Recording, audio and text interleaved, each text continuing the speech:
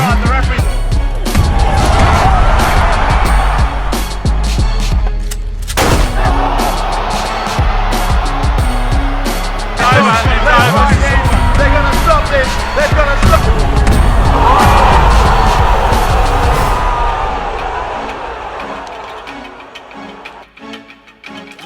to the motherfucking relay. We're covering today's top boxing news. Okay, we'll start with this. An unexpected bit of news from out of the women's super featherweight division. Former IBF super featherweight champion Myriam Hamadouche posted this to her social media stating, "I hereby announce the retirement of my career. Due to an eye injury, I'm no longer allowed to fight. I love them all, be it in footy and English, 16 years of fighting, all boxing mixed up. I loved the English, of course, especially professional boxing, which suited me the best. World titles, JO qualifiers, been nothing but good times. I thank the various promoters I had the opportunity to work with, especially Lomachenko, who gave me my first world title with 18 stops before the limit, 2 home defeats, and a good number of title defenses. I'm still very proud of my career. The world professional boxing remains very hard, and at a certain level, we don't master much anymore. But I always trained hard for fun too. I loved my sparring hard sessions. It has always been in my heart to value the image of the National Police, and it has been my pleasure to do so. A new page is turning. I thank all the people who follow me and for many, many years. I wonder when exactly did Myriam Hamadouche incur this eye injury that has effectively ended her career? She didn't fight after the Mayer fight. Was it in the Mayer fight that she incurred this injury, or was it in preparation for a fight?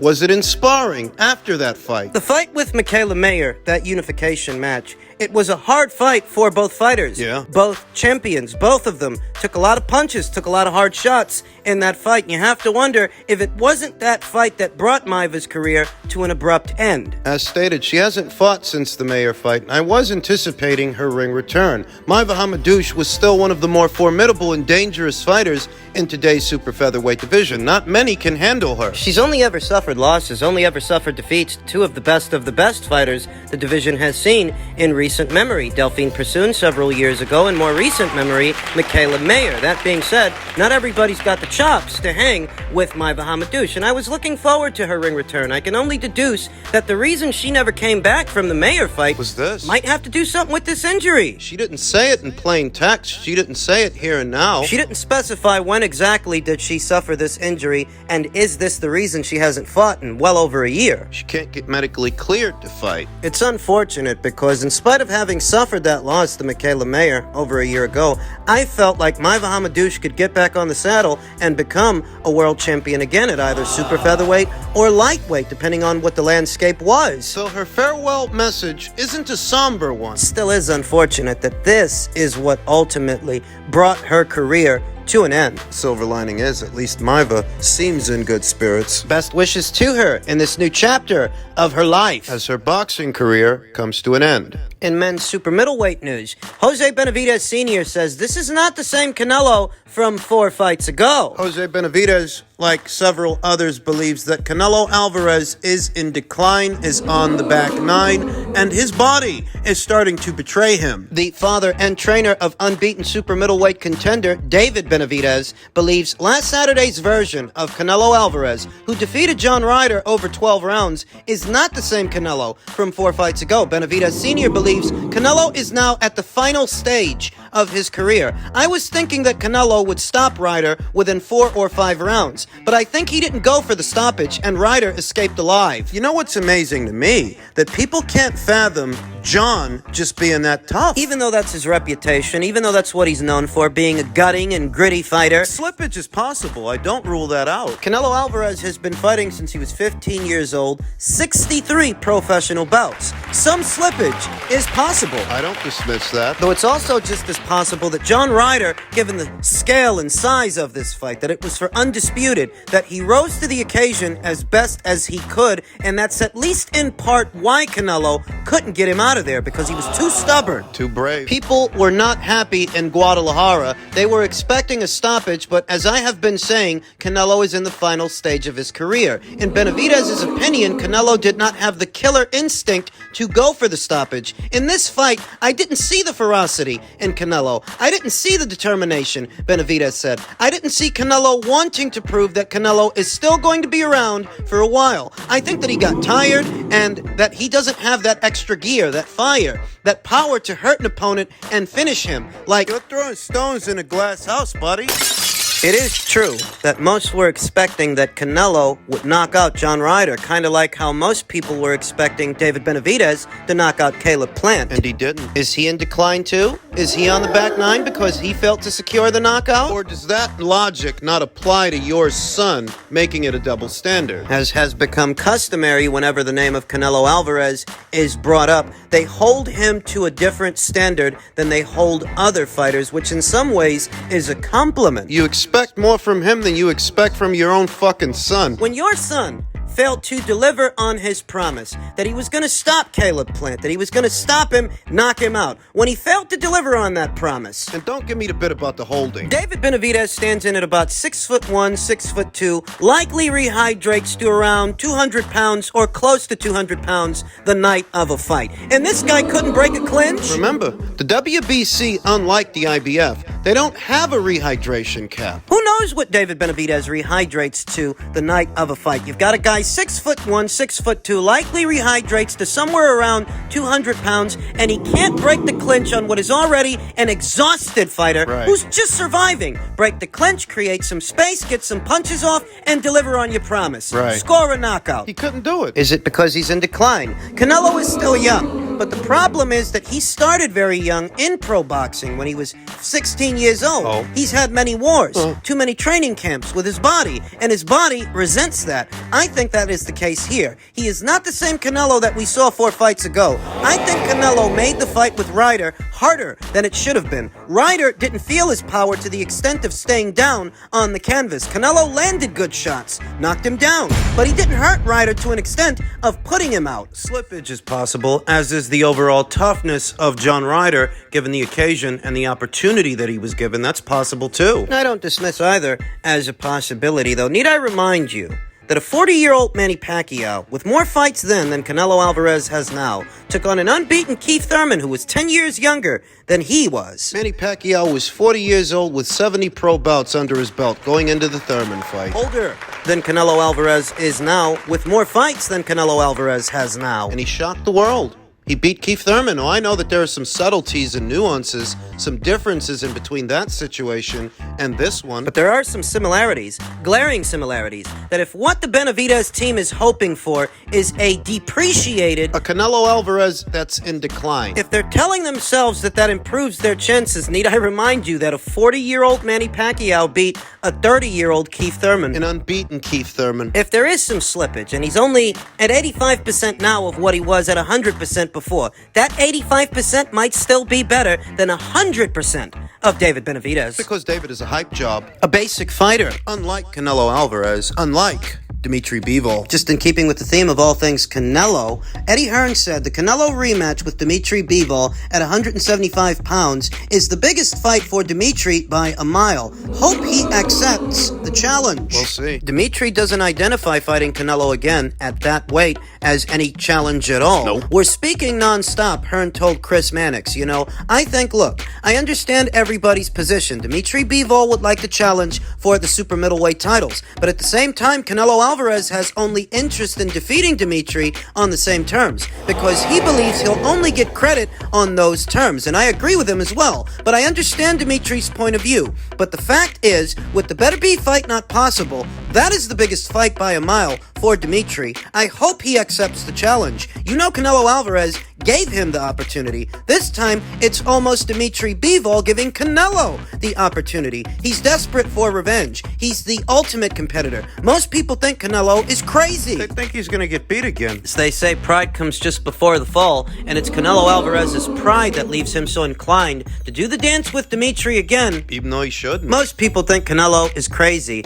and you know, it was a solid performance on Saturday night, but people will make him a big underdog in a fight with Dimitri at 175 pounds. The target date for the Beval versus Alvarez rematch is September 16th. And one important aspect of this potential second fight, this potential rematch, the reason that Dimitri wants it at 168 pounds is for the chance to win Canelo Alvarez's belts there. In so many words, he stated he wants more belts. The problem is, he still won't be undisputed. Don't you remember what the WBC said? They won't sanction any fight involving Dimitri Beval. They said that in reference to an Artur Beterbiev fight. They said that in reference to the ongoing crisis between Russia and Ukraine. They won't sanction a fight involving any fighter of Russian descent, even though their champion is from Russia. It's just based out of Canada. He's got a Canadian citizenship. Dimitri Beval doesn't, and on that premise, the WBC said they won't sanction a fight involving Dimitri. Does that also apply to a fight at 168 with Canelo? It might. If it does, Dimitri may still have the chance to win the WBO, the WBA, and the IBF titles from Canelo, the Ring Magazine title, just not the WBC. Not the green belt. It wouldn't be for undisputed. You wonder if that won't influence Dimitri Beval's decision to have the fight at 168 as opposed to 175. That he won't be undisputed. It won't be for all the marbles. You wonder if that won't get him too soft in his stance. We'll see. Because it's not like he has an overabundance of options and alternatives. He doesn't. In men's super lightweight news, Leonard Ellerbe took to social media saying, Rolly Romero has a huge opportunity this Saturday, and I'm very confident he will make a big statement on Showtime. With a big win on Saturday night, Rolly instantly becomes a major player in the 140-pound division. Why is that? Maybe it's because the fight with Ismael Barroso, a late replacement, is for a WBA interim title that can be used as a segue to fight for the full title. To that, Vontae Too Clean replied, I thought belts didn't matter. Y'all are full of shit. To which Leonard Ellerbe replied, what? It was Leonard Ellerbe who downplayed then undisputed champion Josh Taylor, indicating that his accomplishments and his belts, they really didn't matter. They didn't matter because nobody knew who he was. But people know who Ismael Barroso is. People know that this is for a WBA interim title. Because if it's not about the opponent, who nobody knows and nobody does, and it's not about the title because titles don't matter, then what about this matchup makes Rolly a major player? Fellow content creator Callie X of The Round Table took to social media and stated, is this the worst Showtime Championship boxing main event of all time? Rolly, who isn't in the top 30 at lightweight, versus 40-year-old Venezuelan with 0 quality wins, fighting for a 140-pound interim strap. What the fuck did this weasel and Al do to that once beautiful network? Leonard Ellerbe, as you can imagine, he didn't like that. He stated, and your goofy ass will be tuned in, LOL. You don't like it? Don't watch it. Don't worry. I won't. I'm going to be watching Yanni Beck versus Stephen Butler, which isn't that good a fight, but it's still better than this. Rolly is terrible. Look at who he's fighting. This is a guy who's coming off a knockout loss at lightweight, being afforded an interim title at super lightweight, having done nothing since then. Nothing to earn it. He's fighting some 40-year-old guy. Nobody knows. This is not a high-profile fight. It's not a good stylistic matchup. It's not anything. It's garbage. And the level of chicanery associated with this kind of matchmaking, it's barely a sport. Leonard Ellerbe better measure his words, because the more you tell people don't like it, don't watch it, they won't. You've got to go head-to-head with a separate card happening on the biggest sports network in the country. There is an alternative. And ESPN's reach as a platform, in particular for sports, far exceeds Showtime's reach. Major player in the division. Are you kidding me? Everybody knows what you're going to do. You're going to use that WBA interim title as an incentive to put Rolly back in the ring with Gervonta Davis. A rerun. A rematch that nobody is asking for, but that's what this is all about. Rolly Romero will not be exposed to the real players, the real heavy hitters at 140 pounds. Doesn't matter what version of a WBA title he gets. Which is what makes this weekend's fight inconsequential. It's irrelevant to the rest of the division and the major players within it. You're not going to fight any of them. You're going to fight the Butterball from 135. Either next or after next. You're going to fight the Butterball from 135. Everybody knows it. So all this talk of Rolly suddenly becoming a major player after this weekend's fight, it's actually inconsequential to the rest of the division, because he's not going to fight the top players in the division. He's literally targeting a guy at 135. As far as 135, the men's lightweight division, former unified lightweight champion Teofimo Lopez. Teofimo's rolling with Vasil Lomachenko, Lomachenko to leave Vegas with all the gold, saying, "I think I've got Vasyl Lomachenko winning this fight."